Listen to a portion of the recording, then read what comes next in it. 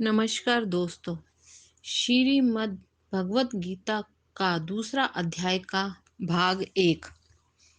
संजय ने कहा, इस प्रकार अत्यंत दुखी, आंसुओं से पूर्ण तथा व्याकुल नेत्रों वाले, शोक से युक्त अर्जुन को भगवान श्री कृष्ण ने ये वचन कहे।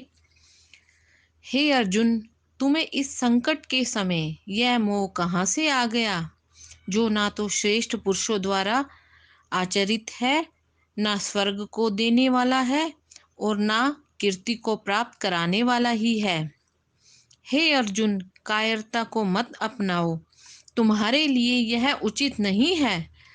हे शत्रुओं को संतप्त करने वाले, अपने हृदय की तुच्छ दुर्बलता को त्याग कर युद्ध के लिए खड़े हो जाओ। अर्जुन ने कहा, हे कृष्ण, रणभूमि में मैं किस प्रकार अपने बाणों से भीष्म पितामह और गुरु द्रोणाचार्य के विरुद्ध युद्ध लड़ूंगा, जो मेरे लिए पूजनीय हैं।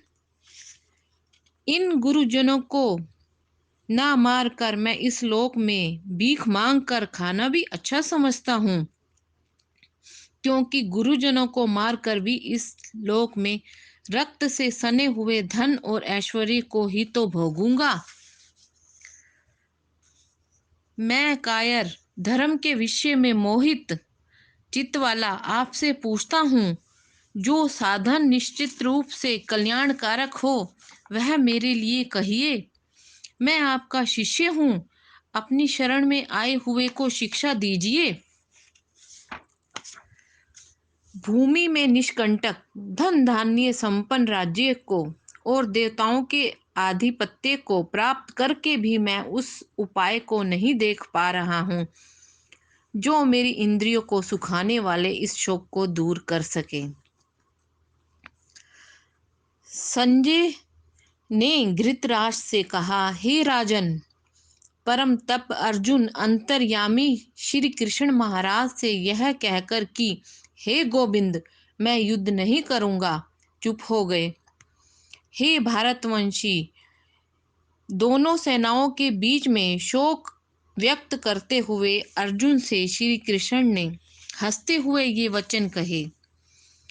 तुम शोक न करने योग्य मनुष्य के लिए शोक करते हो और बुद्धिमानों जैसा वचन भी बोल रहे हो, परंतु ज्ञानी लोग मृत और जीवित दोनों के लिए शोक नहीं करते। ना कभी ऐसा समय था जब मैं, तुम और ये राजा लोग नहीं थे, और ना ही ऐसा होगा कि इससे आगे हम सब नहीं रहेंगे। जैसे जीवात्मा इस देह में कुमार अवस्था से यौवन अवस्था और फिर वृद्धा अवस्था को प्राप्त होती है, वैसे ही आत्मा एक से दूसरे शरीर को प्राप्त होती है। धैर्यवान व्यक्ति ऐसे विषय में मोह नहीं करते। हे कुंती पुत्र, इंद्रियों के विषयों के संयोग तो सर्दी गर्मी सुख दुख देने वाले हैं, जो नश्वर और अनित्य हैं। इसलिए हे अर्जुन, उनको तुम सहन करो।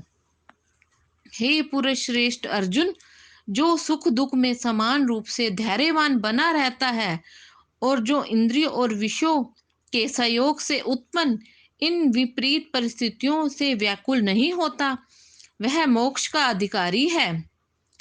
झूठ असत्य वस्तु की कोई सत्ता नहीं होती और सत्य का अभाव नहीं होता।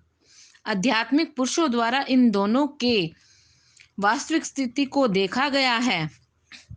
जो नाश रहित है उसको जानो, जिससे यह संपूर्ण जगत व्यापक है। इस अविनाशी तत्व का विनाश करने में कोई भी समर्थ नहीं है। इस अविनाशी असीम और नित्य स्वरूप जीवात्मा के ये सब शरीर नाशवान कहे गए हैं। इसलिए हे अर्जुन, तुम युद्ध करो। ये देह तो नाशवान है और इसमें रहने वाली आत्मा अविनाशी और शाश्वत है, इसलिए युद्ध करो।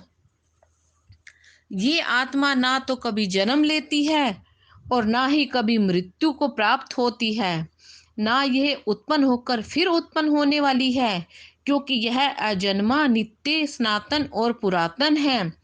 शरीर के मार दिए जाने पर भी आत्मा मरती नहीं है।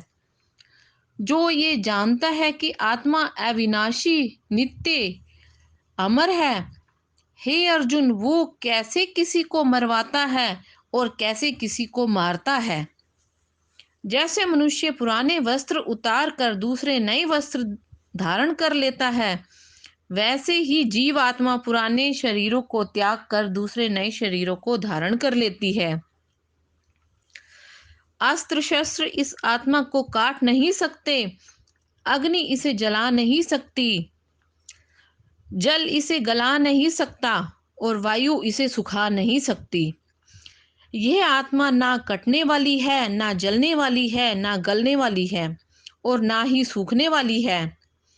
यह शाश्वत, सर्वव्यापी, स्थिर तथा सदैव एक समान रहने वाली है। यह आत्मा ज्ञान के इंद्रियों से और चिंतन से परे है और आत्मा में कोई विकार भी नहीं है। इसलिए इस आत्मा को ऐसा जानकर तुम्हें शोक नहीं करना चाहिए। फिर भी यदि तुम इस आत्मा को सदा जन्म लेने वाली तथा सदा मरने वाली मानते हो, तो भी हे महाबाहो अर्जुन, तुम्हें शोक नहीं करना चाहिए। जिसने जन्म लिया है उसकी मृत्यु निश्चित है और मृत्यु के पश्चात जन्म भी निश्चित है।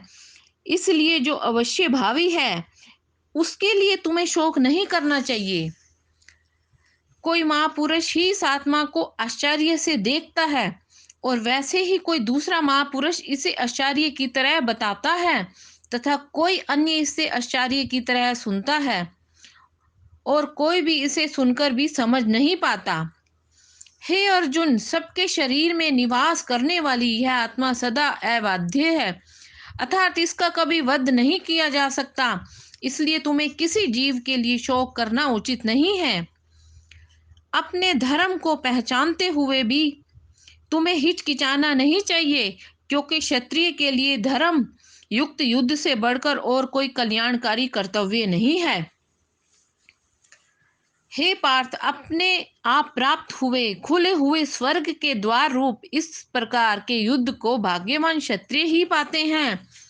किंतु यदि तुम इस धर्म युद्ध में नहीं लड़ोगे तो सब धर्म को छोड़कर और अपने यश को खोकर तुम पाप को ही प्राप्त करोगे तथा लोग सर्वदा तुम्हारे दीर्घ काल तक रहने वाली अपकीर्ति अर्थात अपयश का भी कथन किया करेंगे और प्रतिष्ठित व्यक्ति के लिए अपकीर्ति मृत्यु से भी बढ़कर है। और जिनकी दृष्टि में तुम बहुत सम्मानित होकर अब लघुता को प्राप्त होगे, वे महारथी लोग तुम्हें भय के कारण युद्ध से हटा हुआ मानेंगे। तुम्हारे सामर्थ्य की निंदा करते हुए तुम्हारे शत्रु ना कहने योग्य वचन भी कहेंगे। इससे अधिक दुख की बात और क्या होगी। यदि तुम युद्ध में मारे गए तो स्वर्ग को प्राप्त करोगे और यदि जीत गए तो पृथ्वी का राज्य भोगोगे। इसलिए हे अर्जुन, तुम युद्ध के लिए निश्चय करके खड़े हो जाओ।